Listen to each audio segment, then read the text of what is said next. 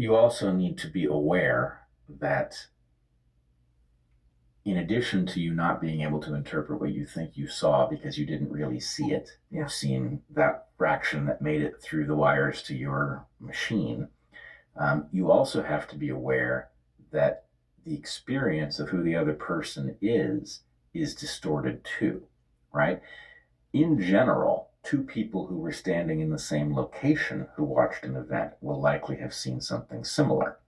But if you and I are triggering the algorithm differently and it's feeding us different stuff, we may have seen wildly different things. And one thing I see people do again and again is assume that I'm watching the same stuff that they're seeing and ignoring the obvious conclusion, right?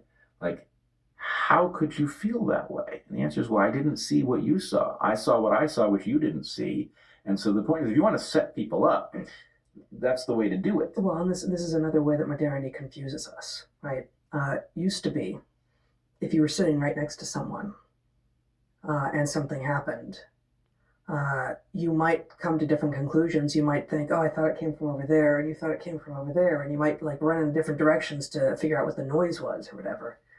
But now, if you're sitting right next to someone, if you're doing what so many people do, if you're on your own devices instead of either having a conversation, playing a game, having drinks, having a meal, even watching the same thing on a screen in front of you, if you're both on your own individual screens, but you're sitting right next to one another, history says you're having a shared experience. Yeah. But modernity says you're not.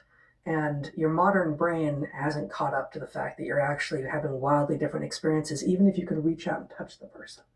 So back in the early days of